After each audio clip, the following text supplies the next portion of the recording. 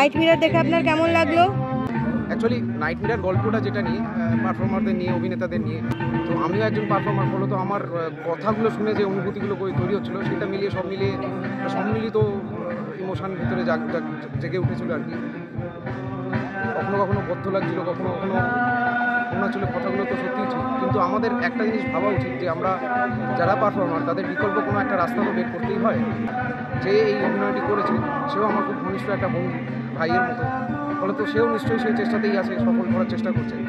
যে বক্তব্যগুলো ও রেখেছে সেগুলো খুব গুরুত্বপূর্ণ, অবশ্যই মাথায় রেখে আমাদের কাজ করতে হয়। আমাদের অ্যাকচুয়াল উদ্দেশ্যই শিল্পটা বেছে নেওয়া এই কারণেই যে আমরা যাতে কোনো ক্রিয়েটিভ কাজ জীবনে করে যেতে পারি, যেটা নিয়ে আমরা নিজেরা অ্যাটলিস্ট মনে করতে পারি যে না, আমরা কিছু একটা করেছি আমাদের বেঁচে থাকার জীবনে। আর একটা জিনিস বলতেই হয়, সেটা হচ্ছে যে পারফর্মার, শিল্পী, অভিনেতা, ডান্সার, সিঙ্গার, প্রত্যেকটা মানুষ ওই যতক্ষণ পারফরমেন্স করছে ততক্ষণই তার অনুভূতি বেঁচে আছে, জেগে আছে। তারপরে আমরা যখন ব্যাক করে যাই তখন কিন্তু দর্শক আমাদের আর সেইভাবে ঘুরেও তাকায় না বা জিজ্ঞেসও করে না। কিন্তু আমাদের এটাই কাজ, যেটা যতক্ষণ আমরা ওই মঞ্চে বা যেখানে আমরা অভিনয় করছি বা কাজ করছি সেইটুকু জায়গায় মন দিয়ে অনেস্টলি আমাদের কাজটা করে যাওয়া, এটাই আমাদের কাজ, এবং সেটাই ওর পারফরমেন্স দিয়েও বলে যেতে চেয়েছে আমার বলে মনে হয়।